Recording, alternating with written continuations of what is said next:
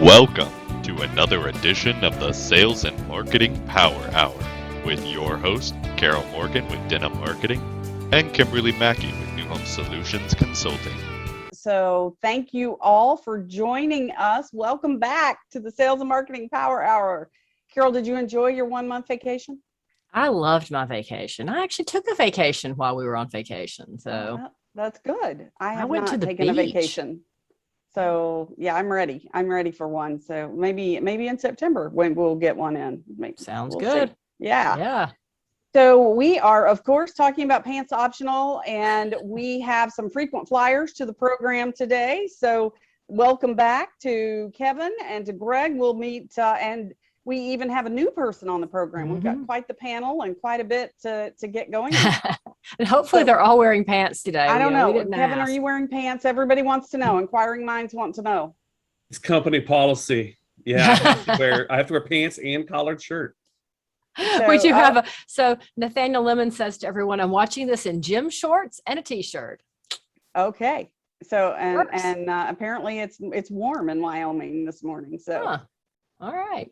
So, we got people from Washington. We got people from everywhere. Wilmington, North Carolina. I think we will just even on this panel, we've got the, U.S. We've covered. We've almost covered the 4 points, 4 corners. All right. So I want to invite everybody to join. If you have not joined us yet, the cool kids are all hanging out and chatting us up in the Sales and Marketing or Sales Marketing Power Hour group on Facebook. So this is the link, or you can just type in and you will probably get right to it. But please join us there. We've got a great group going, and people, Keith McKinney. Yeah, I saw that too. Hey, Keith. Welcome. So please make sure you join us for the Sales and Marketing Power Hour and ask your questions. Let us know what's going on in your world. We'd love to hear about it. Any challenges you're seeing out there, any good stuff. We like to celebrate. So make sure that you join right in and don't be shy about talking. And speaking of not being shy, Carol Morgan, you want to introduce yourself? Come on, I'm very shy. I'm Carol Morgan. Did I laugh out loud? You did laugh. Founder and president of Denim Marketing, hailing from Atlanta, Georgia, north of the metro area. Since we're talking about pants optional and working from home today, I've been working from home since 1999, and I'm actually very fortunate that my staff comes to my home to work. We have been a hybrid model for about the last 10 years. So pre-COVID, we were in the office 3 days a week and out of office on work from home Wednesdays and work from home Fridays. At this point, we're in the office 2 days a week. Well, I'm here every day, but they're in 2 days a week and they work from home 3 days. So we're just kind of monitoring that with the Delta variant and trying to decide what happens next. But luckily, our numbers aren't quite as crazy in Georgia as yours are in Florida. So that's me. Nowhere is as bad as Florida. So I keep telling you to come stay here until it's all over. I should. I'll just pack the horse up and head north. That's what I'm going to do. So yes, welcome from Florida. Yay, the COVID capital of the world, apparently. So I am Kimberly Mackey. My company is New Home Solutions Consulting. And I am the person that builders call when they're ready to grow and they are looking to put all the parts and pieces together. I like to say that I help builders to make sure that sales is the engine that drives the train, not run it off the tracks. So that's what I do. I have been working hybrid. I do have an office. I rarely go there because I'm like Norm from Cheers, and everybody wants to stand there and ask me a whole bunch of questions. So I get more done when I work from home. And I was just telling them in the pre-show warm up here, I was just talking about how I really need to get over to my office. But with the caseload this high, I've kind of been hibernating and hanging out here. I'm not even traveling like I was. I haven't even been on an airplane since last March.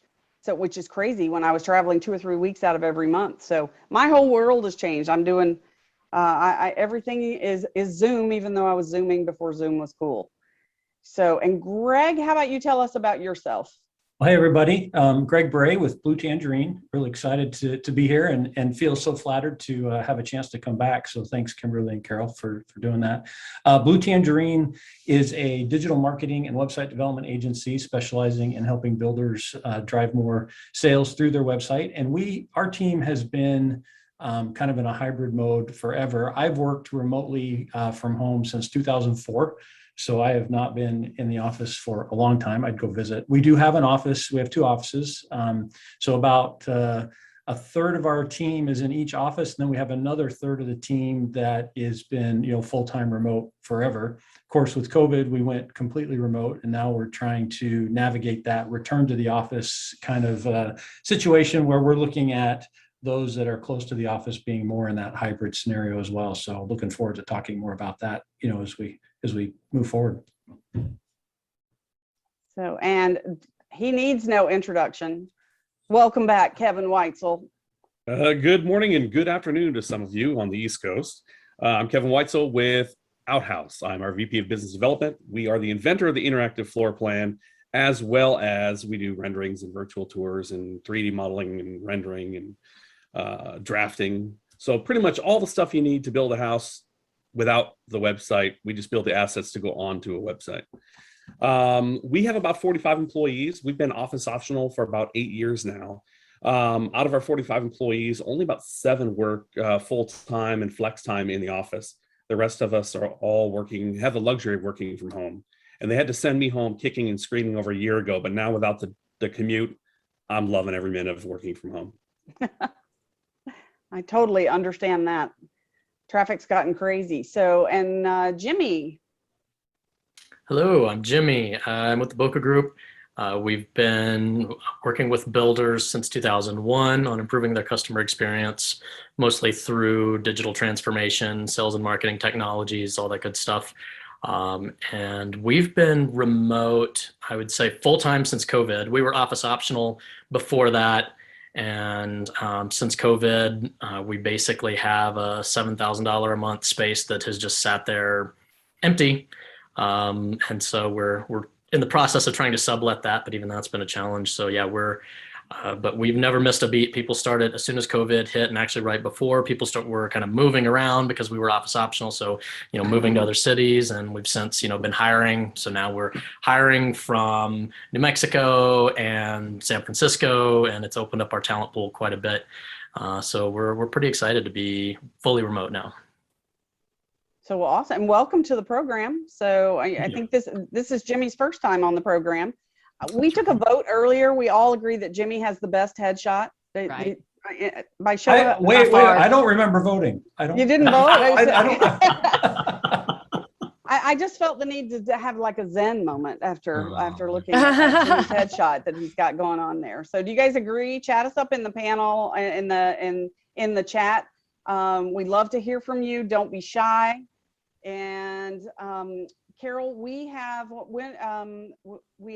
back next month. Right. We're going to talk about how to deal with negative comments online or some such craziness as that. I think that's next month, or is it the month after that? I am pretty sure that's next month. Okay. So, well, yeah. So yet again, another very timely that will be one. a very interesting one because everybody seems to have something snarky to say online lately. So what? Yeah, exactly. People snark online. Yeah. Oh my goodness. Well, let's dive into this today. I will fire this one off to Greg first. What are the biggest challenges that you as an owner faced with a work from home model? It is definitely different when you don't see everybody all the time, especially when and you lose some of that kind of, we call it the water cooler conversations, Mm-hmm. right? That's I don't know where that phrase comes from. We don't even have a water cooler, but it's kind of they used to have water coolers. But I think it's one of the big challenges there is really making it okay for people to get hold of you, to talk, to make sure that they know you're available still. They can't see you. Sometimes people maybe spin their wheels more than they should, and don't ask questions because they don't want to interrupt or they don't know if you're even there or working. I think too that helping the team kind of feel more connected is one of the challenges that comes when you're spread out, and creating that special culture that everybody wants in their company. You want people to share these common goals. You want people to be moving in the same direction. And that takes more conscious, thoughtful work. It can't just be accidental, because they overhear conversations or things like that anymore. And And the biggest one really is trust. And I'm sure we'll talk more about trust because everybody, kind of deals with that. But how do you let go? I know one of our clients struggled with sending everybody home. And it was really like, well, will they do what they're supposed to do? How do I know what they're going to be doing all day? And I'm like, honestly, once they're, computer screens turn the other way and you can't see them, you really don't know what they're doing, even though they're sitting across from you. Right. So we got to treat people like grownups, and hopefully they'll behave like grownups. But trust is one of those challenges though too, that really comes into play. I saw a survey where it said that older generations were the ones that were actually having the challenge with sending people home, where the younger generations were more okay with it. I think there was some sort of culture where we kind of felt like we had to fill up the hours at work. The first one in and the last one out was considered the hardest worker. Right. So somehow I think we have to overcome that thought if working remotely is something that's going to be an option or a hybrid or whatever it needs to be. What do you guys think about that? I'm pretty sure there's a Seinfeld about that, right? Where George's car breaks down in the parking lot, so they think he worked all night, or whatever. So he gets promoted, or I don't know. Just it's not about just being there for sure. That's funny. And when you're talking about this older generation being okay with it, or the younger generation being okay with it, I guess I'm curious of which generations. Is it the boomers that aren't okay with it and Gen X? I'm going with boomers because that's the generation above me. So Yeah. I'm X. So X is still a younger generation in my mind. The older is 20 years older than me. That's how I always put it. I think our kids would think we're old, but Hey, what do they know? They're kids.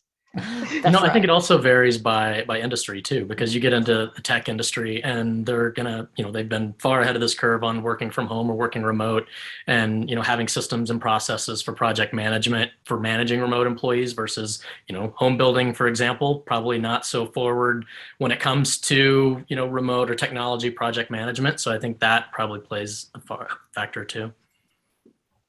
Yeah, and some things, it's tougher when you're hands-on. I've got a builder that has 12 out right now, and this is not a huge builder. They do about 350 homes a year, so good size. But that's tough, especially when two of those people are your building superintendents. So that work is typically done in the field, and we have salespeople who are now out. So they feel well. They're not. Thank goodness, no one is seriously ill so far. But they still can't take live appointments, so everything is having to be done remotely. And it is disruptive. It's disruptive to the business when that's the case, especially when you weren't planning for it and it just happens. So I think we all have to get a little ahead of the curve. Can I do a quick little poll from the listeners, just so we know who we're talking to? Can you guys just maybe really simply let us know, one thing, do you work for a builder or not? Because we also have a lot of people that are marketing companies that work with builders, but are you builder or not? And what is your status of working remote? Are you hybrid? Are you full-time in, or are you, percentage in, percentage work from home? Just so we have a sense of, I want to know, because I don't know, whenever we talk with other builder clients of ours, most of them are back end at some extent, but then some days they're home, some days they're not. So I think it's helpful to get a pulse for that. So, and there's Nathaniel asked a question about when you have people in different time zones, how do you make sure you get some face time? So Kevin, you being in the Pacific time zone, at least this time of year, right? Yeah, we're too stupid to change our clocks in Arizona. So what they do is we half the year we're on Pacific, the other half of the year we're on Mountain. But we have a couple of key rules that all production people work on Outhouse time. So if they move to Vermont, sorry, you're going to be working late hours because the hours are into whatever it is here. But on the sales side, we work on flex schedule, meaning that if you have a East Coast client that wants to book an 8 a.m. meeting, that means it's 5 a.m. here. Your day starts before 5 a.m. and then you just get to get off early that day. So sales on our end always accommodates the client. So really, that you almost have to establish those rules. You don't almost have to. You have to establish those rules, which is what our company did. I would add to that too. I don't think that remote work or work from home needs to equal work whenever you want, right? Those two things, the locations, but the company gets to decide what office hours are. Like Kevin was talking about, I didn't know Outhouse had their own time zone, but that's interesting. So, but I want my own time zone. I got to work on that. But I think, sometimes, and again, part of the benefit is to offer a little flexibility, of course, I get, but we can say, hey, I need you on for this, that, or the other. And here's some set hours. I know some of Jimmy's, policies and things there I'd love to hear more about, because they've done some good things with how they do that too. But yeah, it doesn't need to equal work whenever you want. Yeah. Wow. And we have a day structure that we worked with a consultant on, how to do this. Again, this was before COVID, is when we were planning on going to office optional and figure out how to get the most productivity. And so we have a day structure that we use, and I can show you here in a little bit. We'll talk more about it, but I can show you an example of how that works. What we have core hours that we've determined in the morning those are our core hours where everyone has to be available for coordination, for meetings. And then afternoon, because we have a lot of clients on the East Coast, so we try and keep these mornings dedicated for them. But then in the afternoon, that's our flow time, where people can just go heads down and just be productive.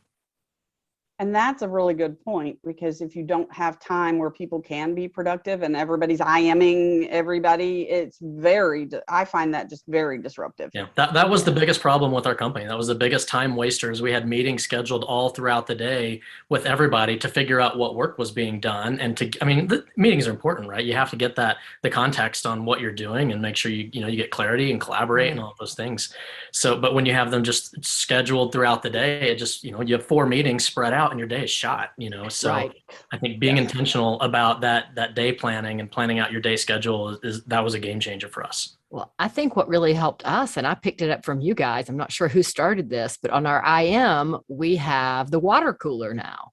So, and most of my team mutes the water cooler, but that's where you can talk about what your dog just did, or that, your cat did something, or you've got to go pick up your child, or whatever it is. It's just kind of that chit chat that you would have in the office goes on the water cooler. And then, we've got other chat channels for, real work. And that has helped tremendously, because you can just mute that channel and ignore it and keep on working. Because, the interruptions over IM are as bad as the interruptions of, somebody coming into your office and wanting something. So our company internally uses Teams for a couple of reasons. One is it's a fantastic tool. It locks in the calendar. It locks into your Outlook as well. But the key factor on it for internal use is that it has that light system, the red, yellow, green light. And we have pretty strict rules that I have a hard time following, because when I see a red light, that means go ahead and send somebody a message and call them and chat away. And I've had my hand slapped a few times. But what it comes down to is you can set those parameters and rules in place to where, hey, if my light's green, matter of fact, here's another rule we have on Teams. For all internal calls, you have to make it a video call.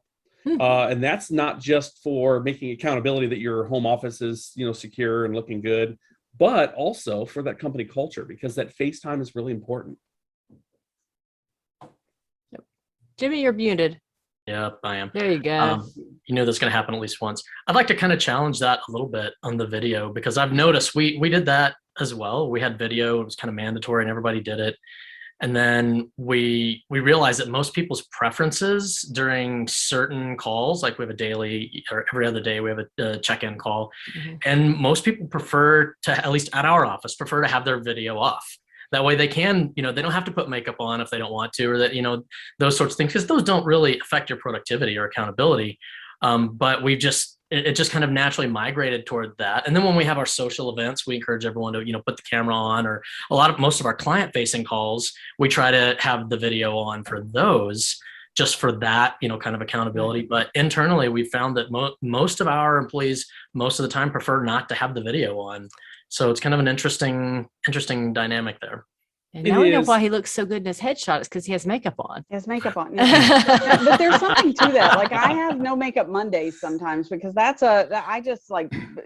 nose to the grindstone. I'm just working. I try really hard not to meet with clients on that day, and try really hard not to take appointments. So I at least have a day of productivity to, work on my business or on project work for clients.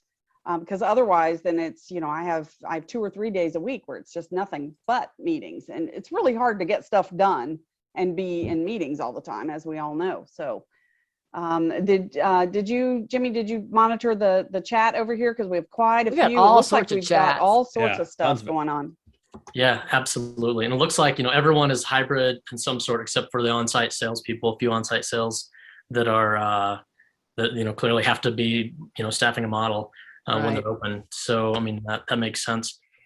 But yeah, it seems like most, except for those kind of mandatory things, everyone is doing some sort of hybrid model and some are full-time. So it's good to hear. So hopefully we'll have some good pointers to share here, So let me add one more point, Kimberly, to the why we do the video. It's not just about the company culture. There's two aspects of it. One is that when everybody's wearing masks, let me grab a mask here. When everybody's wearing, I don't have a mask. When everybody's wearing a mask, you can't see people smile. You can't see their facial expressions. I mean, there's only so much the eyes can actually tell in a story. Mine can tell a lot. Mine too. But in addition to that, it's also about, you say about not having to put makeup on. It's not about necessarily putting on makeup, but it's about, what is that Marine that says, just every day, that general that says every day, just make your bed. It's a question of part of productivity. The psychological aspect of it is getting ready for work, putting on and being presentable. Because if you just work literally in your PJs, there is tons of studies that show that your productivity actually goes downhill. I agree. Versus being dressed to, not necessarily to impress, but at least dressed for the job, dressed for the job that you have. And that was something that I had to learn when I started working from home, was get dressed and go to work and be present at work. Right. So I do always get dressed and go. Now I might wear my getting dressed, maybe, yoga pants on the days that I'm not going to be on video. Heck, maybe even some days when I am on video, but I'll always be dressed from here up, and then the face is going on. I don't do a camera without my face on. Sorry, that's just not happening, because I would be so distracted looking at myself without makeup that it would not be good. So, well, it's a little different for women, I think. Yeah, I think that's a good segue too, because I think that's one of the struggles that employees face too, is kind of getting in that groove and figuring out what they wear and figuring out, where their work zone is. But what are the biggest struggles that you've seen with your employees working from home? What do you had to do to support them and help them? Who are you asking? Oh, I don't know. Let's flip that one to Jimmy. So ask the question again. So what are we doing? What do the employees struggle with working from home, and how are you supporting them with that? I think employees struggle with, and there have been survey after survey that has shown, in the research even recently, that it's that having a sense of belonging at work is something that we all crave.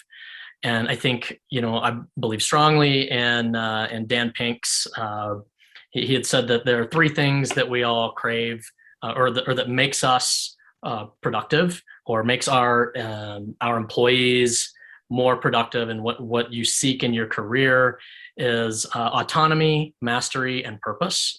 So autonomy, meaning you have the ability to do work at your own pace, obviously, and you can, have some level of autonomy in the work that you're doing and when you're doing it to be productive. Mastery means you're always getting better at what these things are.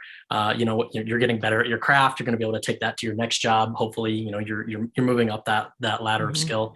And then purpose is the big one. We all want to have that sense of purpose, and I think that's where right now it's tough to share that purpose. Maybe we're not out building habitat homes together as a corporate networking event, or doing these things where we're out really experiencing some sense of purpose, being in the community, or even a purpose of you get a job because you want to be social and you want to get away from your family.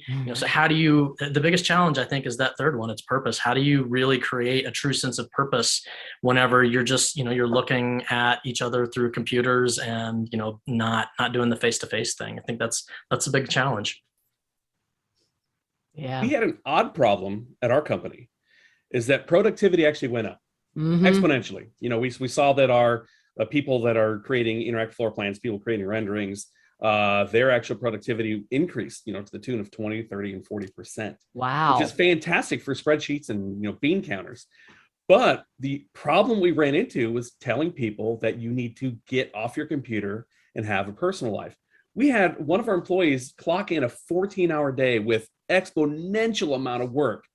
And we had to tell them, you got to stop doing that. You're going to burn yourself out. You know, you have to separate. And that's one thing, is that my best advice to somebody is separate that work life and your home life. So have some sort of separation. When you shut down that work computer, turn it off even, and get to your personal life, and don't even think about work while you're there. So I think that's the hardest part, and always has been for me, is separating work from home when I work at home. Because it's not that my home life creeps into my work day as much as my work just keeps creeping out and taking up time that really I should be, spending time with the family or cooking or, doing the things that normally I would be doing when I came home from work. So you've got to somehow be able to come home from work. Turn it off. And turn it off. And I would add just one other challenge that I think is connected, is just that logistical piece of having a space, that's set aside. Because if you're doing this at the kitchen table, then it's even harder to separate that work from home thing. If you've got a room where you can close the door and you can, have it be the office, and then try to stay out. Now, granted, I fully confess that I have not mastered this separate work from, and I'm going to use the excuse of, being a business owner, that it's even harder than maybe an employee. Right. I don't know. Always done it. But I think you have to give them permission. Like Kevin was talking about, they went to the person and said, stop it. Right. And sometimes I'll send emails and then all of a sudden I'm getting replies. I didn't expect that reply till tomorrow morning. Right. But I sent it, because I'm playing catch up with my stuff. So I need to make it clear to everybody that just because I send you something at 7 p.m. doesn't mean you can't wait till, tomorrow morning to get back to it. Just because I'm not very good at planning my schedule doesn't mean that you guys all have to be like instantly replying to me. So one thing I've started doing to help with that is taking advantage of some of the email scheduling tools like an Outlook. Yep, I do that too. Where it's like, what, I want to check this off my list and have it done, but I don't want them to feel pressured. So I'll schedule it to send first thing in the morning instead, or, if it's a weekend, Monday morning or whatever, just to give the employees that little bit of permission where they don't feel like they have to jump instantly because they're at home and it's right there and it's not waiting when they walk into an office somewhere else. Yeah, I think that scheduling tool is so cool on Outlook. I'll work a lot on weekends, and the same thing as you. I don't want my staff feeling like just because I'm working, they have to respond to me. So yeah, schedule it for Monday. This is our new model. I mean, this is, we're getting here, and some people work better on weekends. Some people work better. Sometimes, depending on the work that I'm doing, I might work better sitting out on the patio at the table with the kids running around. It might be kind of some mindless work that I can just get done. And versus when I need to go heads down and really sit and, churn out an article or do some creative thinking, I need to have the door shut. So I think it really just varies based on personality, based on the type of work that you're doing. And, really your ability. I like this question from Nathaniel about, he has, do people have the correct setup for working at home? Because they're maybe not very good at organizing and self-managing their time. I mean, these are skills that are now required in today's workplace. Like that's entrance fee, right? Is you have to be able to do this. And do we provide that and say, here we're giving some tools and strategies for doing that, I think. But when we're hiring people now, we expect those people to already have those skills. At least we at Bokka do. And so we're not going to train you on how to set up your, environment. We'll train you on our process and project management, and all of that. But, I think that's just now a given. At Outhouse, we have to sign, as employees, we have to sign a contract with a company that states that we will maintain and have a minimum level of internet speed. Number one. Number two, that we will send a picture in of our office setup. So we have to show that we have an actual office environment, not just, like you said, in the kitchen. And out of curiosity, if you put it in the chat there, when Greg said any of you is working in our kitchens, how many of you actually just quickly eyeballed each one of our setups to make sure we weren't in the kitchen? But I like to work in the kitchen on weekends. Truthfully, I'll sit there and work and just like respond to emails and stuff while my son cooks or, while we hang out or whatever. But that's not, real getting down like, Jimmy was talking about, really focusing and doing real work. So, but you're able to write articles. I don't understand. Carol's able to write an article with total chaos going on around her. It's the weirdest thing I've ever seen. Can't do it. Too much ADD if you can't tell. Yeah. Me too. I have to have quiet to write. But in addition to that accountability, you know, a lot of owners and business managers and department heads have a fear of not being able to monitor that productivity. But I'm telling you, there's so many tools out there, like Jimmy was talking about, you know, monitor your CRM, make your team use their CRM properly. There is no excuse for a salesperson to be able to work at home, to not be able to work at home with being able to utilize the CRM and then not have accountability for their activity, their call logs, everything else. It's all in there. Well, as long as we're measuring the right thing. And I think you're right, because I've been managing sales teams from across the country for years. And I can't physically be there, obviously. And you know, I was physically there more pre-COVID, but not now. And so the CRM was my tool. That's how I knew what was happening.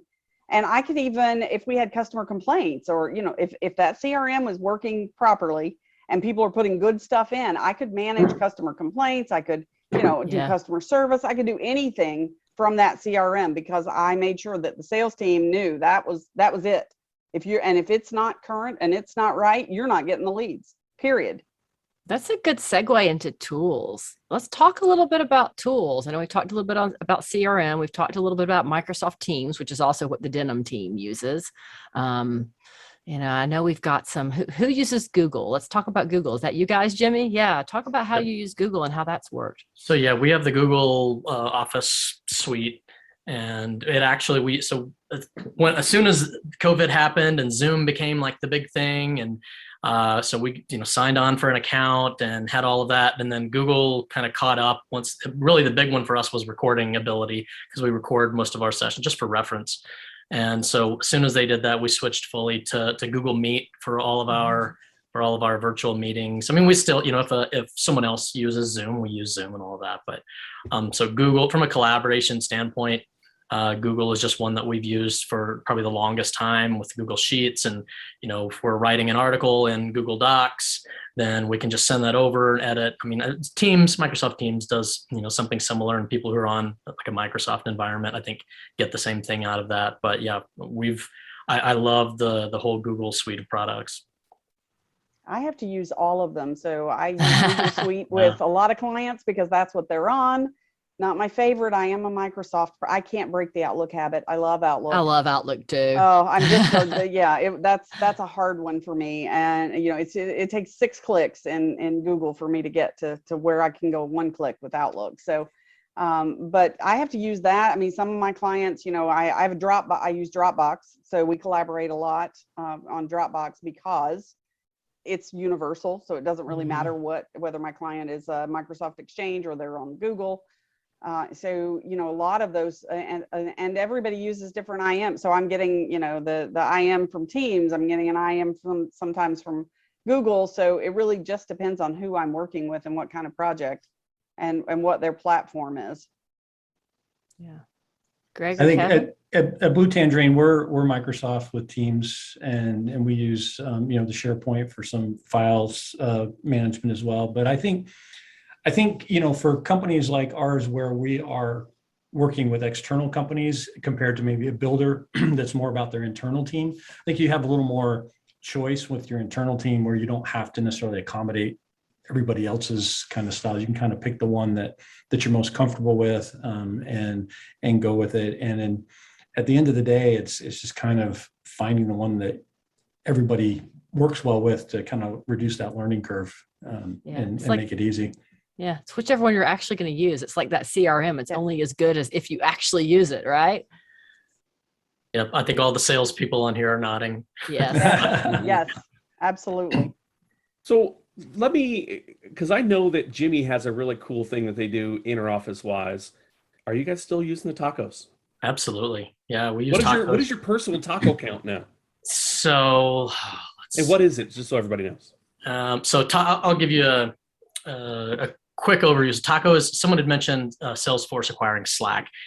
So this is kind of related to that, because Tacos is a channel in Slack. And if you guys aren't familiar with Slack, it's just an IM, you know, inter-office messenger that has gotten huge, and it integrates with so many other things. So our project management system, for example, whenever someone flags me in a piece of work that they're working on and they tag me mention my name, I get a notification in Slack that kind of links to that and so on. So it's pretty well integrated, but basically you have different channels in Slacks, kind of like the water cooler channel. And for us, one of them is called tacos, where you can mention someone's name at mention and then put a taco icon and then say what it's for. And then they get a taco, and everybody gets notified in the taco channel that someone did something great, or it doesn't have to be something great. It could be something simple that, someone gave a taco, Greg did a great job of covering my back today for work, or just,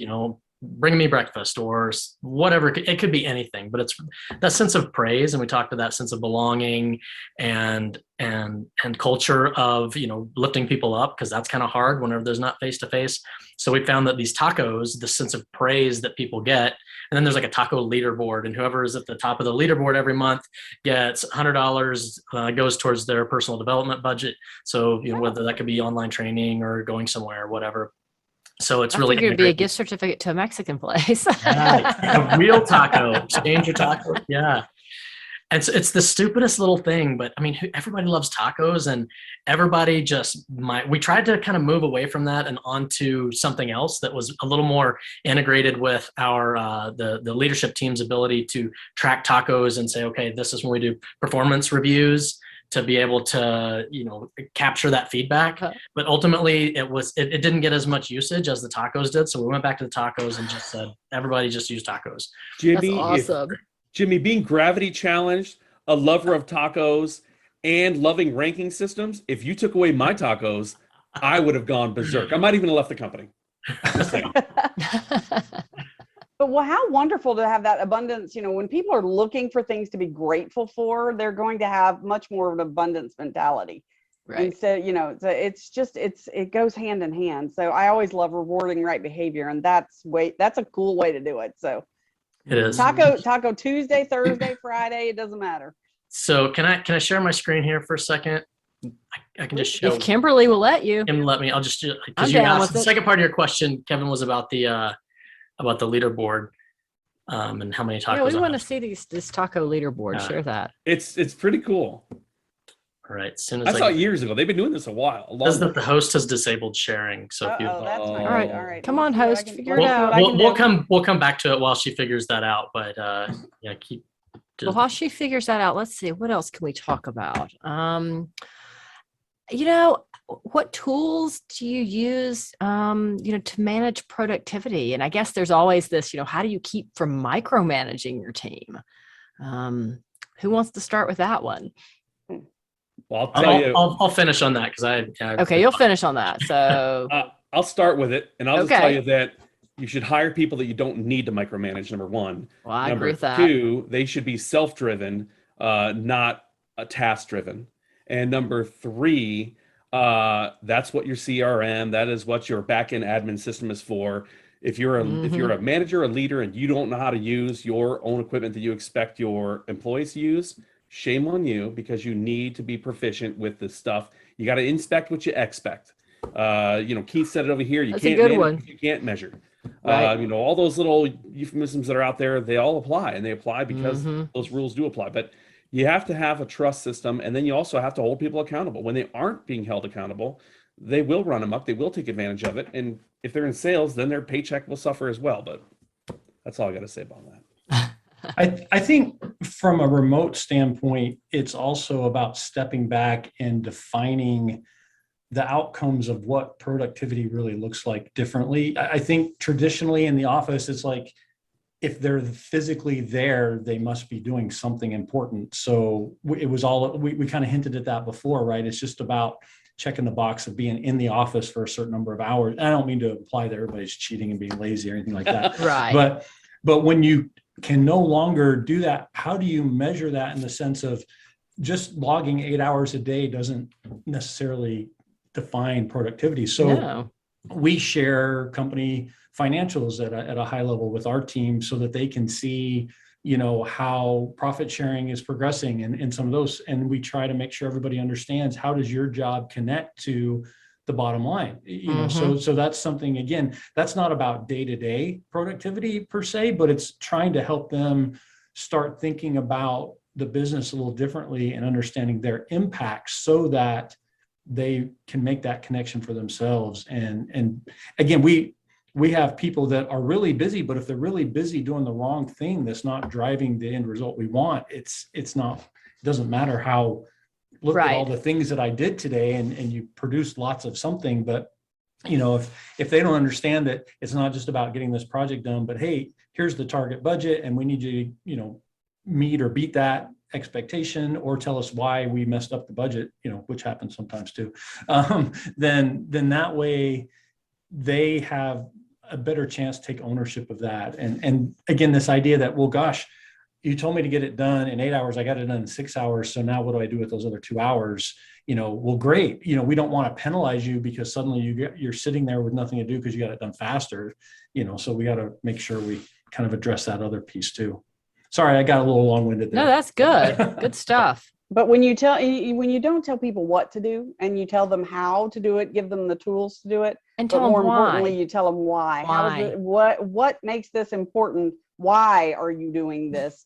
Then they get to be part of the solution. And I think that's really a strong thing. I couldn't agree more. Yeah, you can share your screen now, Jimmy. I did figure it out. Sorry, it's Okay. a little different than in Zoom meetings. No problem. So this is actually good timing. There are a couple of these productivity, kind of management tools that I'd like to share without monopolizing this, but I will show the Taco leaderboard. So here's our Slack channel that Hey Taco shows, the top 10 people. Sarah Smith is a rock star. Yeah. And it also shows, who has given the most. So I've given. Look at all of those. This is for the month. So that's just for a month. Yeah. So here's what our Taco channel looks like. It could be anything. Just for this Dallas is going to be doing the triple bypass, like this race that he's been preparing for. So just get it could be anything. You get 4 tacos per day to give out, and then you have to wait till the next day. So yeah, that's the taco. So I want to share another thing that's more related to the productivity, and I think it comes back to this empowerment and how do you manage to time whenever time is what we consider the most productive billable thing, right? Because we can measure that. But for us, when we went remote, and how do we really enable people to be empower them to be autonomous? So we do what's called, we use Agile. And so we do what's called capacity planning. So we have a capacity sheet here for each of our sprints, which a sprint is a 2-week period of time. And so we allocate, we only track 60% of, if you're going to be in 40 hours, then we say, okay, you're 60% of that time, we're going to count on being productive, right? Just to be realistic, because that's what most people end up, getting out of a week. And so that's the level that we set, is you need to be productive 60% of the time. That breaks down into this many hours. You tell us how many days you're going to be in. If you're going to be out of the office for 3 days that week, then, it's hard to plan for that when, just as a company, as leadership. So if you plan for those days off, then we know before the next 2 weeks that we're going to be planning the work for, this is everyone's capacity. This is who's going to be out of the office, into the office. So now we have this level of, okay, we have this much capacity that we can fill work with. And so during every other week, we dedicate an entire Monday to planning.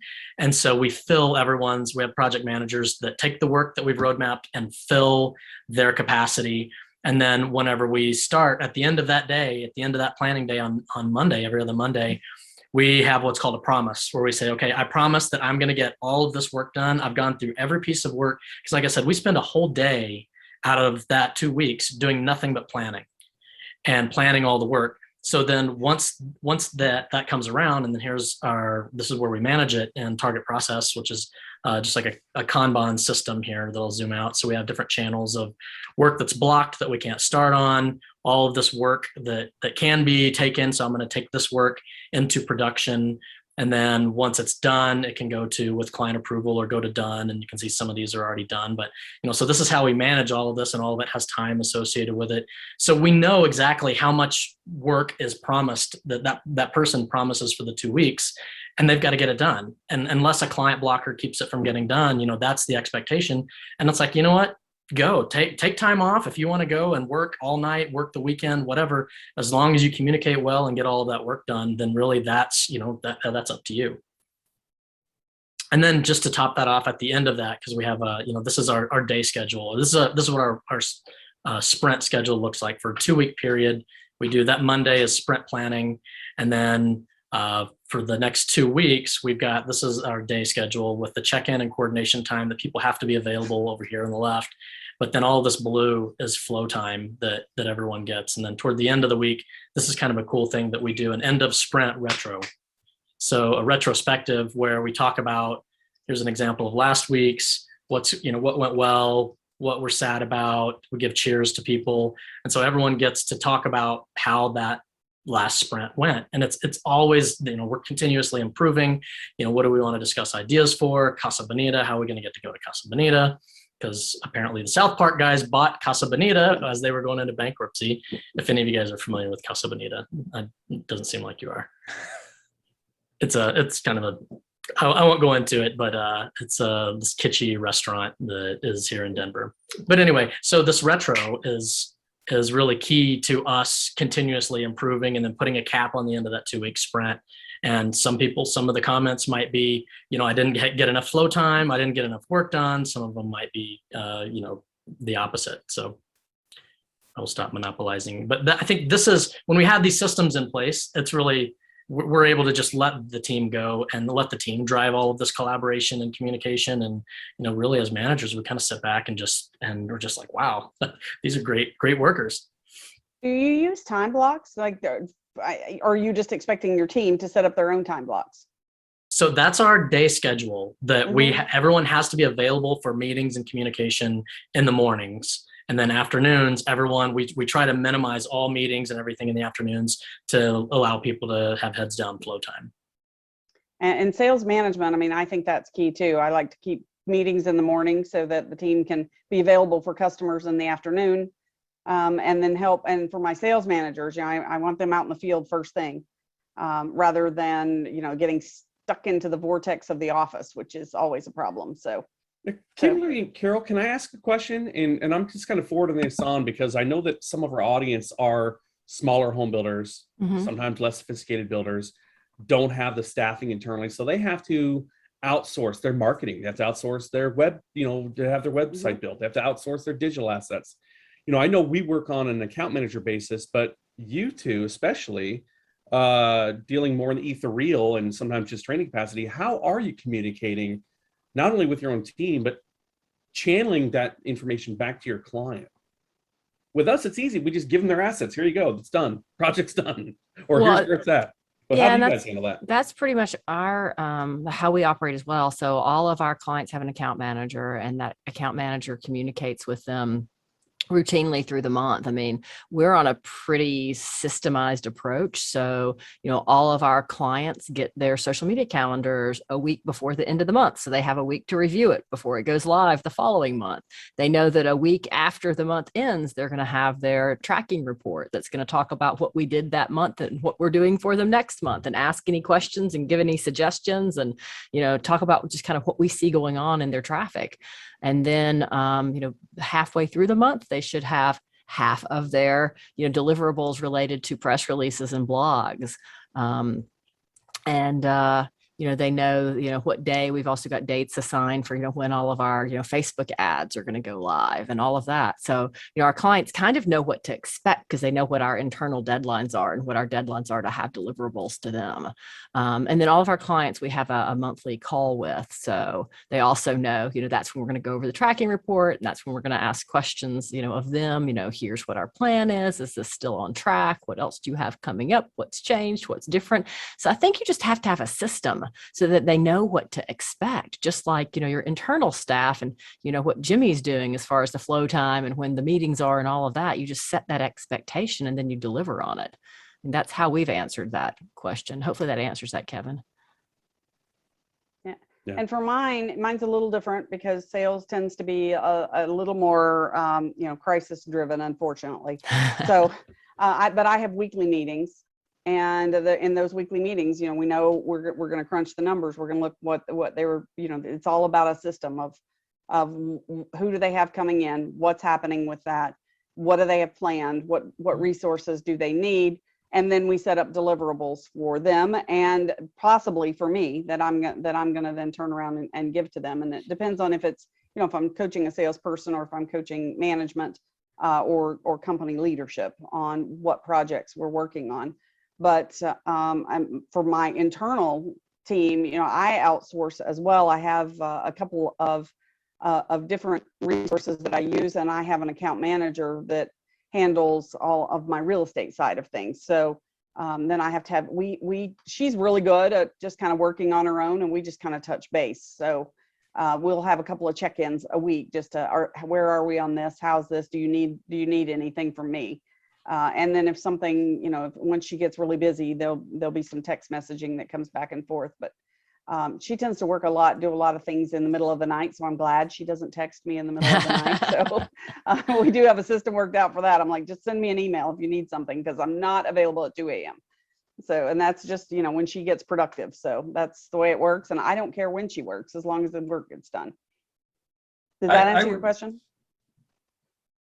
Yeah, just to add our perspective, I think there's a little bit of difference based on the type of work. A website development project versus, social media campaigns or SEO. Some of the kind of the cadence there can be a little different. And so it's going to be set up a little differently.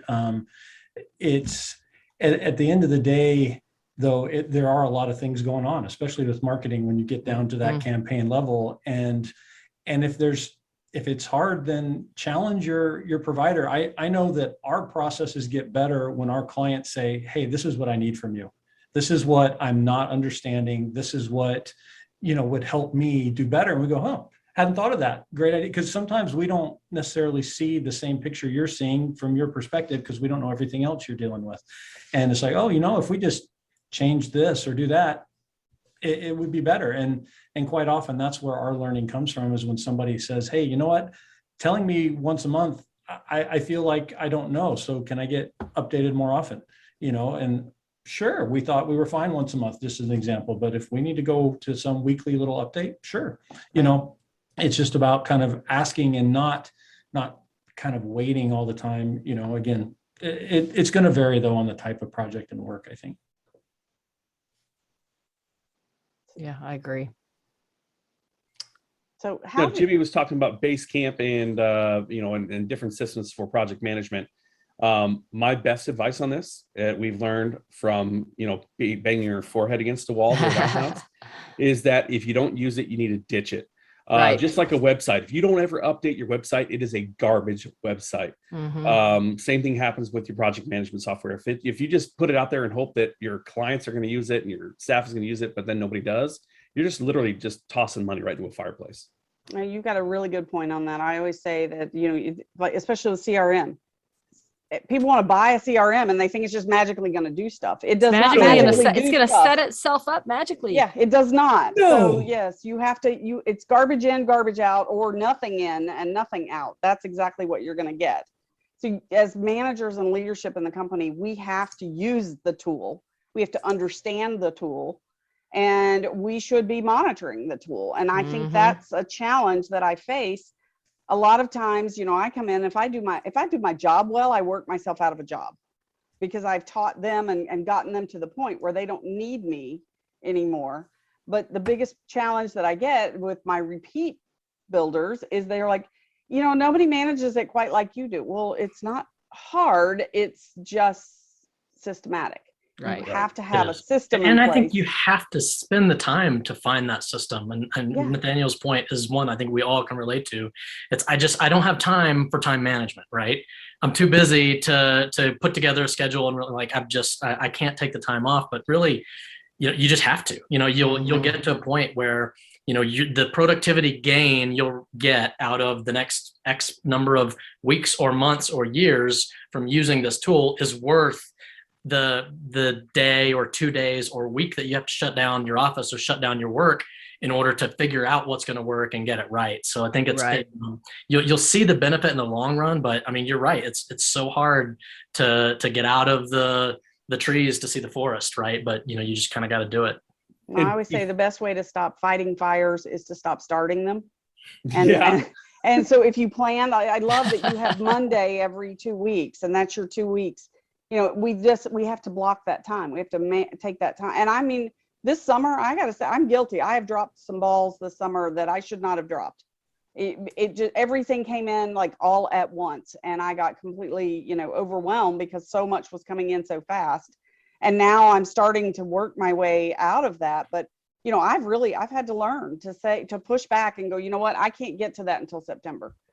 Right. I can't get to that until you know, and get better at, sometimes I'm too optimistic for my own good. Setting expectations. Yeah. And on that note, don't be afraid of reaching out for help. When we had about 8 or 9 years ago, when we put one of our first employees that we couldn't lose him, and he had to move for a family obligation. You know, Stuart and Bill, our principals, they kind of panicked a little bit, but they set him up with his own computer station, and it's been very successful. In the next couple of months, and that happened after that, Stuart and Bill both had collaboration meetings with both Jimmy Diffee and Greg Brey about what's working for them, what doesn't work, what lessons have they learned, what platforms are they using. I mean, Jimmy in Dallas even flew out to Arizona to have a nice sit down with us and literally just talk about, and granted, he's not going to fly out for everybody, but definitely reach out. He might, who knows? You come in with some new website or something you need to have done, and want some help with your team. Maybe he will fly out. I don't know. But definitely don't be afraid of reaching out. I know if you ever need anything from us, you know, Stuart is a fantastic resource. Greg and Jimmy, I'll speak on their behalf and say that they're both fantastic resources for just knowledge of lumps learned, lessons learned, and successes. And totally open. I mean, reach out on LinkedIn. Just hit the chat button in there. I'm happy to start a dialogue or help out however I can. Likewise. Greg, do you have some parting thoughts for us today? We're getting to the top of the hour, and the chat has been amazing. I will send the chat out to make sure that we answer everybody's questions if we missed something, because it was coming in pretty quickly. But Greg, you have some parting thoughts? I would say just my last thought is sometimes remote work is not a good fit for everybody. And it may mean that if that becomes your new way of doing things, you might have to make some changes. Now, I'm not saying just throw people out because they can't do it in 5 seconds, right? But you got to give them a chance. You got to teach them, and you got to let them learn. But there are some people that it may just not be a good fit for, and you may have to make some changes. And so I think you just have to recognize that certain people fit certain types of styles, and that's just kind of the way it goes sometimes. So just one last thought there. Carol, parting thoughts? I think there's lots of great resources out there, just like, Greg and Kevin and Jimmy have said, call, ask, let us know what's going on. And if we, have a different solution, I mean, that's what this is all about. None of us got here by just operating in a vacuum. I've had lots and lots of great support people along the way. So, I ask lots of questions. I think anyone who knows me knows that. And it has really benefited my business because I get good advice from different people. It doesn't mean that whatever works for Blue Tangerine might not work for Denim, but what's working for Bokka Group might. So, we just gotta all talk and figure this out together, because I think we're in this hybrid model for the foreseeable future. Whether we want to or not. There are going to be times when you've got people out. So the Sales and Marketing Power Hour Facebook group is a great place to throw some questions. Yes, it is. Just to bring it back full circle. There you go. Kevin, parting thoughts for you? My parting thoughts is implement and trust your systems, utilize your systems. Keep culture alive, especially with your people that are working remotely from home. It's important. Mm-hmm. Company culture and the feeling of being wanted and appreciated is important. Jimmy, you get a taco today from me, even though I'm not in your guys' thing, but I love you. Greg, you guys, your team is fantastic. And hold people accountable. I mean, yes, it's great that they can work from home, but if they're not, like Greg said, if it's not a good fit, you either have to give them the opportunity to come back into the office, or 2, you have to give them an opportunity to right that ship, or you need to find something else, buddy. You're not working here anymore. It's really that simple. Jimmy, your thoughts? Yeah, I mean, I come back to as workers, as productive employees, which we all are, whether we own a company or not, it's a matter of just finding what works for you, because everybody's is different. Just realize that You're gonna, different communication style is gonna vary from person to person, from environment to environment. Just find what works for you. And then from a leadership standpoint, to run these teams, just autonomy, mastery, and purpose. Remember those three things, which comes from Dan Pink's book, Drive, which I would highly recommend if you're curious about, how to create this culture where people can just be the most productive as possible. Then, check into that book, Drive by Dan Pink. But autonomy, mastery, and purpose. And as long as you really create an environment where people have all three of those things, then, you're going to feel better as a manager. You feel like you're doing the right thing as a human being, and you're going to get more productive employees. Absolutely. Well said. So thank you all. We are past the hour. So, but thank you for, I've been taking notes. I've got some great advice going on down here. So we will see you guys next month, or we'll see everybody next month, hopefully, for the next Sales and Marketing Power Hour. Watch your email. I'll get the recordings out to everybody. Thanks, everyone. Have a great weekend. Bye. Thank you.